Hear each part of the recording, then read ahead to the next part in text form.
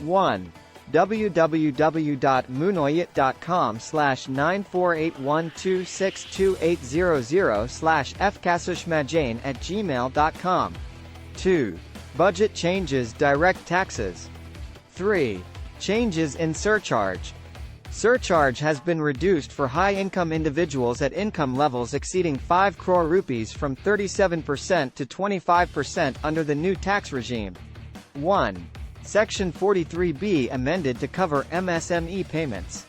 Section 43B to cover payments made to MSMEs such that deduction shall be allowed only if made within permissible period U.S. 15 of MSMED Act, 2006. 1. Agniveer scheme, income tax. Section 10(12)(c), and Section 80(c)(ch) introduced to make Agniveer corpus fund deposition and withdrawal tax-free. 1. Relief to sugar cooperatives from past demand. Proposed to amend Section 155 of the Act to insert a new subsection, 19. It shall provide that in the case of a sugar mill cooperative, where any deduction in respect of any expenditure incurred for the purchase of sugarcane has been claimed by an assessee and such deduction has been disallowed wholly or partly, the assessing officer shall, on the basis of an application made by such assessee in this regard, recompute the total income of such assessee for such previous year. The assessing officer shall allow such deduction to the extent such expenditure is incurred at a price which is equal to or less than the price fixed or approved by the government for that previous year. Also, the provision of Section 154 shall, so far as may be, apply thereto, and the period of 4 years specified in subsection 7 of Section 154 shall be reckoned from the end of previous year commencing on the first day of April, 2022. 1. Increasing threshold limit for cooperatives to withdraw cash without TDS. TDS U.S. 194N applying on cash withdrawal. Limit of 1 CR only being increased to 3 CR where the recipient is a cooperative society. 1. Penalty for cash loan transactions against primary cooperatives.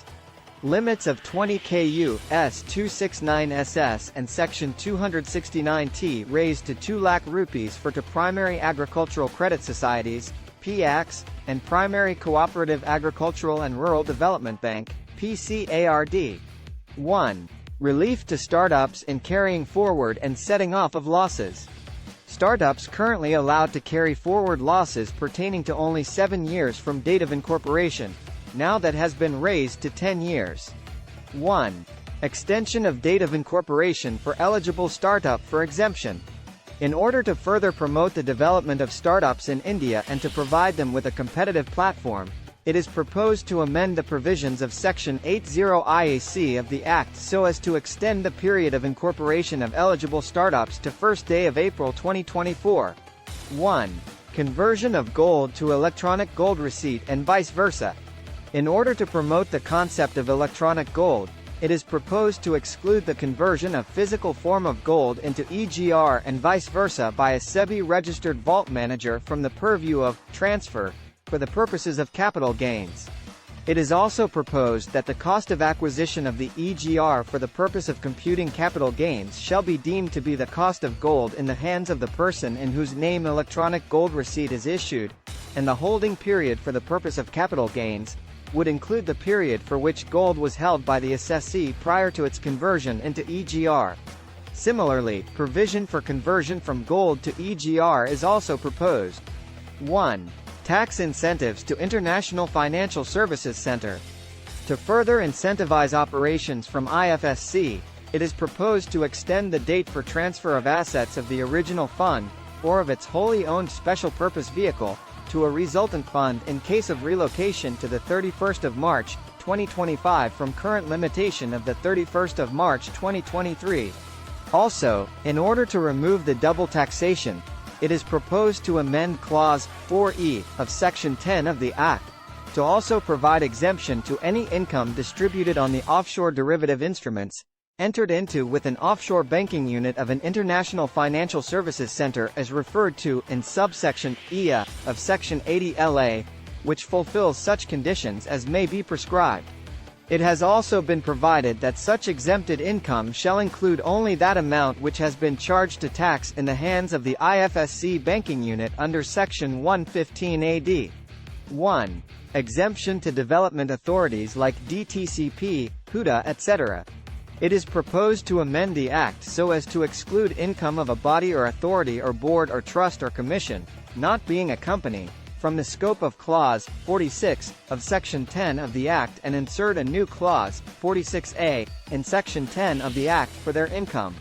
The new Clause 46A proposes to exempt any income arising to a body or authority or board or trust or commission, not being a company, which has been established or constituted by or under a central or state act with one or more of the following purposes, namely: 1. Dealing with and satisfying the need for housing accommodation. 2.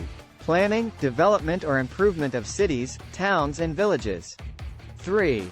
Regulating and developing any activity for the benefit of the general public, or 4. Regulating any matter, for the benefit of the general public, arising out of the object for which it has been created. 1. Facilitating certain strategic disinvestment.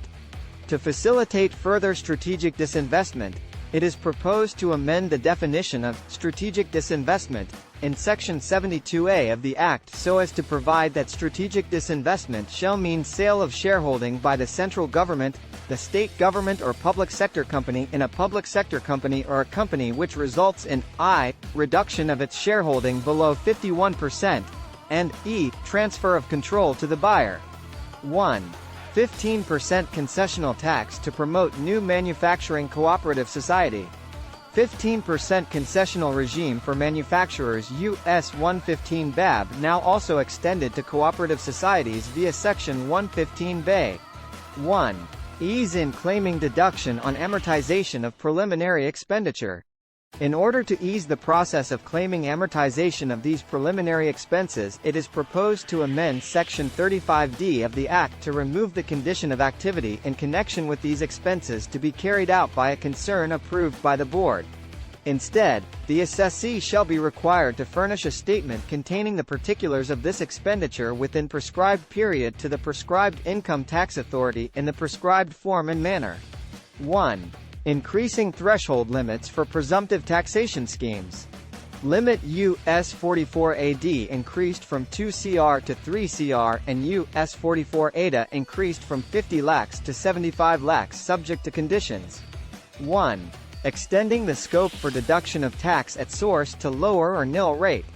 It is proposed to amend subsection 1 of Section 197 of the Act to provide that the sums on which tax is required to be deducted under Section 194 LBAOF, the Act shall also be eligible for certificate for deduction at lower rate.